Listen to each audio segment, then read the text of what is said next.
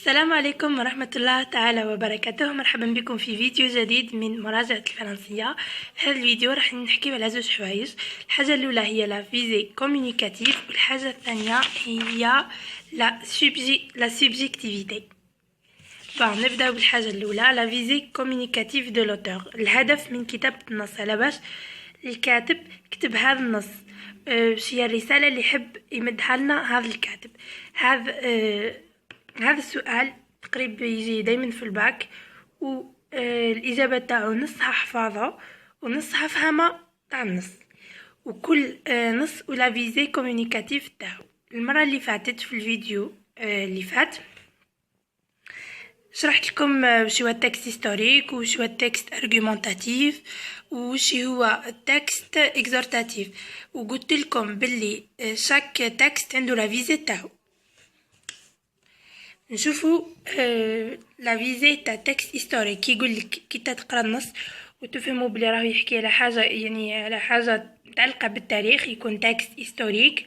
تقول لا فيزي تاعو هي انفورماتيف، تكتب له هكا لا فيزي دو تكست انفورماتيف ودير نقطه، متعاود ترجع للسطر تكتب هذه الجمله اللي هي هذه اللي فيها هذه تقدر تحفظها، بصح كاين حوايج تحتاجهم من النص.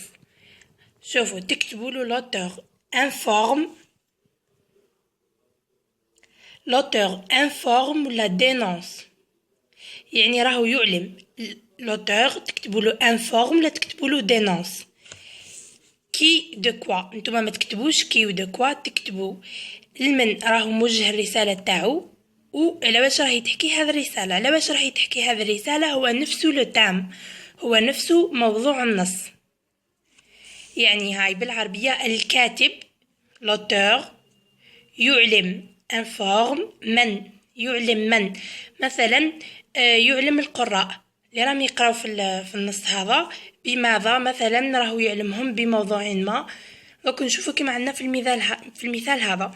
المثال هذا في تكست هيستوريك، هاي لا فيزي تاعو لوتور دينونس. انا هنايا خيرت دينونس، تقدروا نتوما تخيروا انفورم، يعني هذو يقعدوا ثابتين، هذه وهذو يقعدوا ثابتين. لوتور دينونس او بوبل arabe، من لمن، هي او بوبل arabe، الى الشعب العربي. ماذا؟ لا سوفرانس دي بالستينيان، يعني لا سوفرانس دي بالستينيان هو لو تام تاع النص راهو يحكي على معاناة الشعب الفلسطيني. انت كي تقرا النص تفهموا ابوبخي على واش راهو يحكي.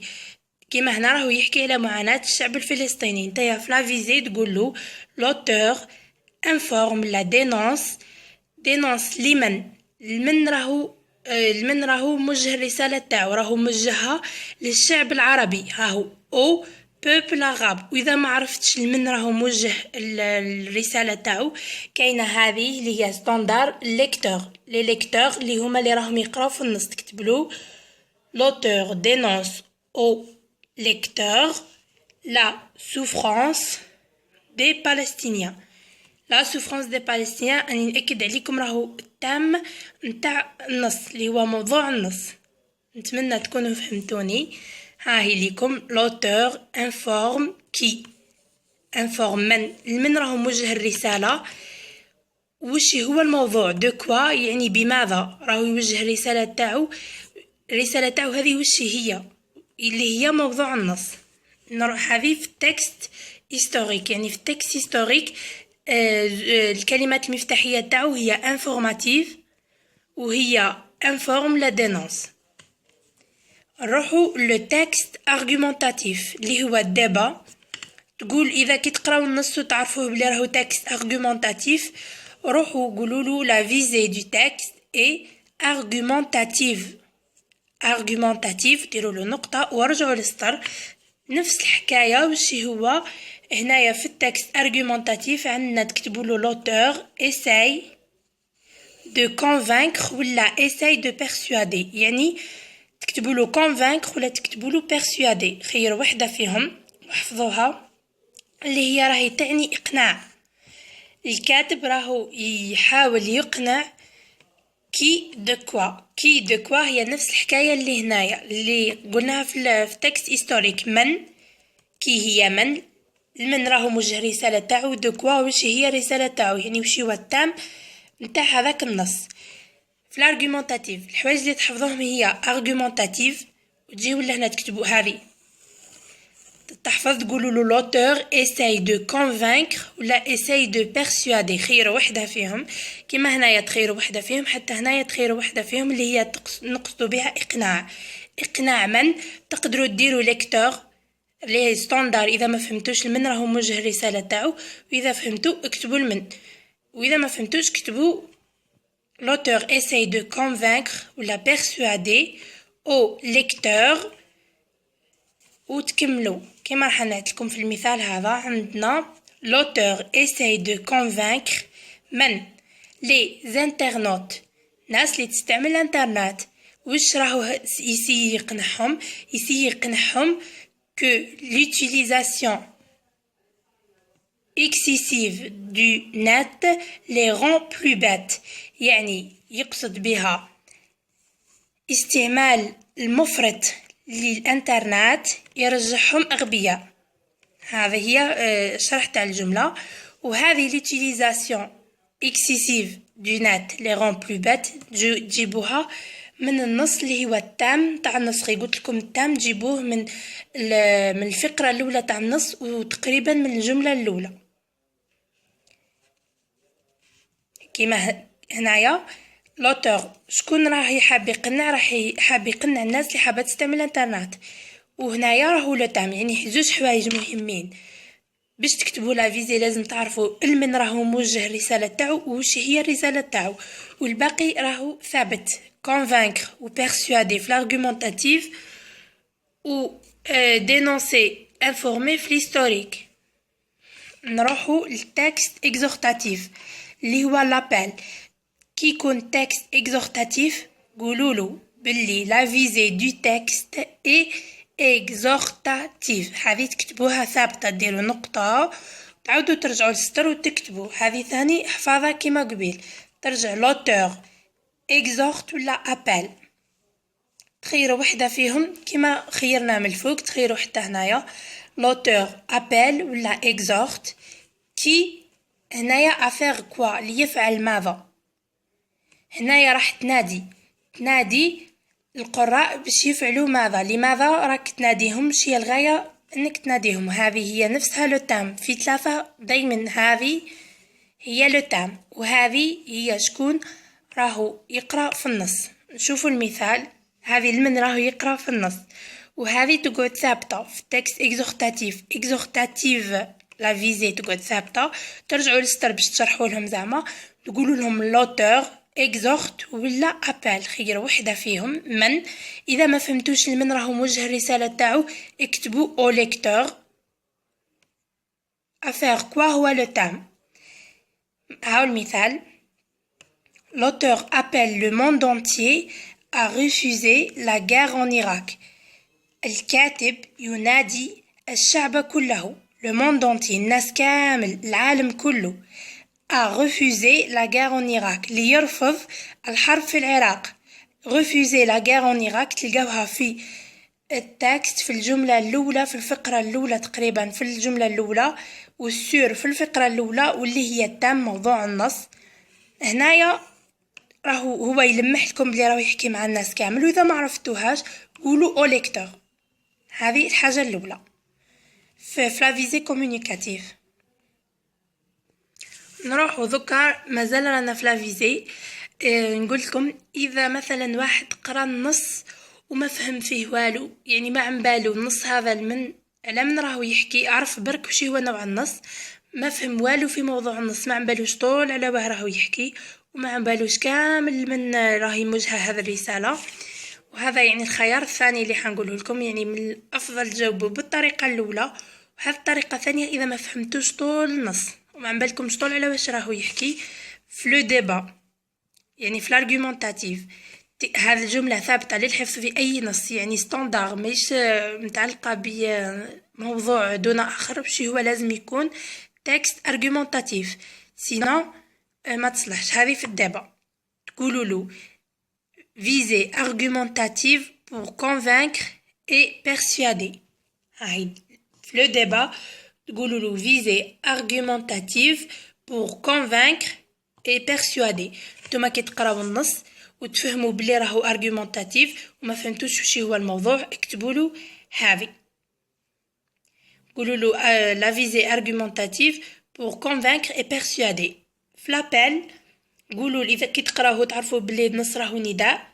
قولوا له visée exhortative pour sensibiliser et mobiliser autrui à agir.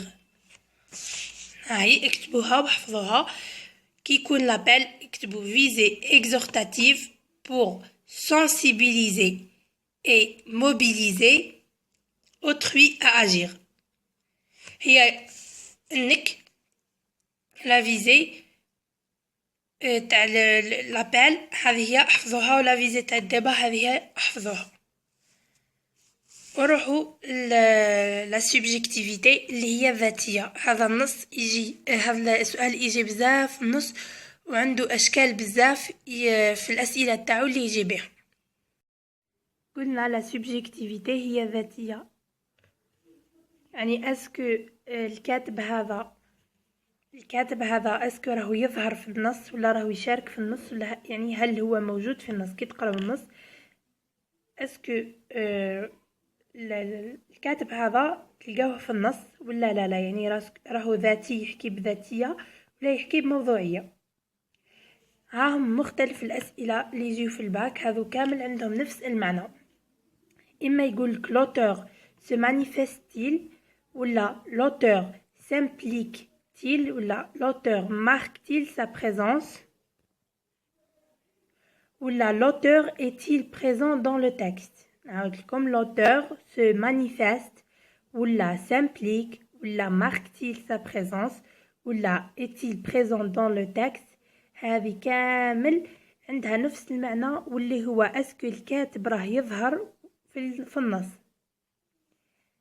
ويقول لك واحده من هذو ومن بعد يجي قدامها يقول لك relever les marques ولا يقول لك relever les marques ولا les indices de subjectivité. يعني قصده هنايا مثل من النص اسكو لوتور راهو كاين تقول له هيه ولا لا. هو مادام سقسك هاد لا كيسيون يعني راهو هيه كاين سورتو كي يقول لك مثل من النص relever les marques et les indices de subjectivité. هنا قادر يقول l'auteur se manifeste-t-il relever les marques et les indices de subjectivité. يقصد بلي الكاتب راهو يظهر في النص وانتيا نعت لي من النص فين راهو يظهر. قادر يقولك اسكو l'auteur se manifeste-t-il اسكو l'auteur راهو كاين. هنا تجاوب وي ولا نو. واذا قالك relever les indices يعني هاهي باينه بلي وي. وزيد relever les indices دوك نعت لكم كيفاه تنحيوهم من النص. نعم هاهم تقدروا تقولوا حتى هذه حفاظه وتقدروا تجاوبوا عليها يعني بلا ما تفهموا النص ولا حتى حاجه. كي يسقسيك هذا السؤال هذو اللي راني مدايرتهم بالتشيني لازم تكتبوهم اللي هما présence des pronoms sujets présence des modalisateurs. هذو هما les indices ولا الحوايج اللي ينعتوا لنا بلي راهو الكاتب يظهر. بصح ما تكتبوهمش وحدهم راح يتمثلوا كيما احنا في العربيه في مظاهر الاتساق والانسجام. حين نقولوا باللي مثلا الروابط المنطقيه مثلا الروابط اللغويه ونديروا زوج نقاط ونقولوا نجبدوهم من النص. نفس الحاجه هنايا تكتبوا présence des pronoms sujets وتروحوا تحوسوا في النص على je on و nous. وين تلقاو je ولا on ولا nous اكتبوا je واكتبوا دو بوين زوج نقاط واكتبوا الجمله اللي جات فيها je وسطروا على je. ومن تحت روحوا حوسوا الجمله اللي فيها ان ولقاو اكتبوها وسطروا على ان. ونو ثاني تكتبوا نو ديروا زوج نقاط وتكتبوا الجمله اللي فيها نو وتسطروها. هذه لا بريزونس دي برونون سوجي. نعاودوا كيعطيكم السؤال هذا باش تهزوا لي زانديس من النص يعني تمثلوا من النص تروحوا تكتبوا بريزونس دي برونون سوجي. تكتبوا بريزونس دي برونون سوجي ديروا زوج نقاط تروحوا تحوسوا على جو ولا ان ولا نو اللي تلقاوها في النص. اذا لقيتوهم في 3 حطوهم في 3 تكتبوا جو.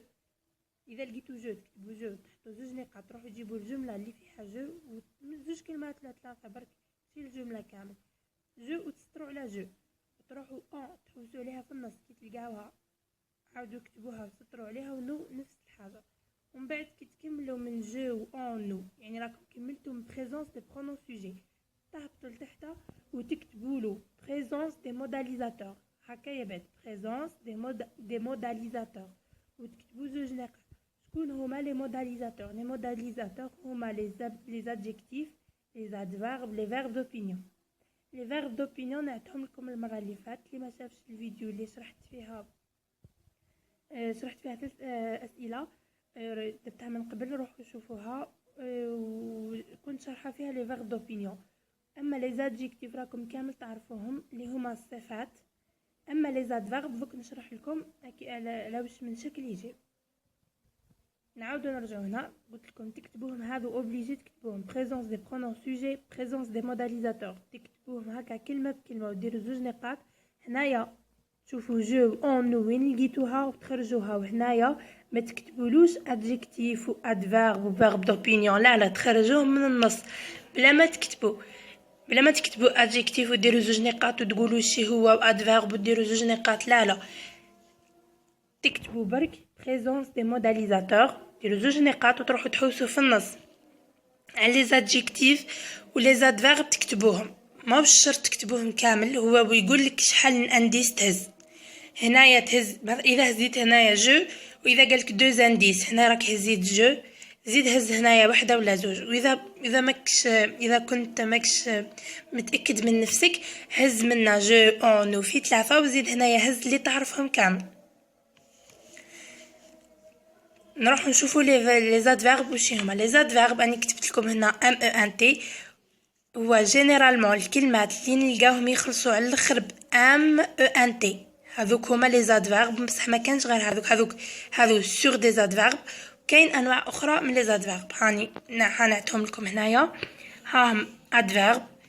كاين اللي الكلمه تخلص ب ام او ان تي اذا كنتوا تقراو في النص وما هكمش فاهمين ومحتاجين لي زادفيرب، ولقيتوا الكلمه تكملوا ب ام او ان تي، روحوا اجبدوهم ديريكت وحطوهم في لا بريزونس دي موداليزاتور، هذو راهم دي زادفيرب.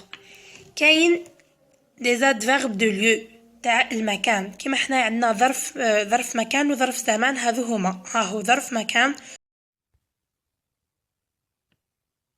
adverbe de lieu اللي هما ظرف مكان، كاين derrière، كاين devant، كاين بزاف. و adverbe de temps تاع الزمان، كاين alors، après، demain، hier، وكاين ثاني بزاف اخرين. و adverbe de quantité كاين كيما beaucoup، moins، peu، tout، وكاين منهم بزاف. اذا عندكم الوقت وحابين تطلعوا روحوا اكتبوا ادفيرب في جوجل ويخرجوا لكم ادفيرب هذو اللي يكملوا بام او ان تي، ما تقلقوش راسكم بهم، كي عاد راكم تشوفوا ام او ان تي تقدروا تجبدوهم. و دو ليو و دو طون و دو كونتيتي قراوهم برك وطلعوهم باش منها اذا لقيتوا في الباك كلمه كيما هكا تقدروا تخرجوها مع لي زادفيرب بلا ما تخافوا. ولي فيرب دوبينيون راني نعت لكم في الفيديو اللي قبل هذه.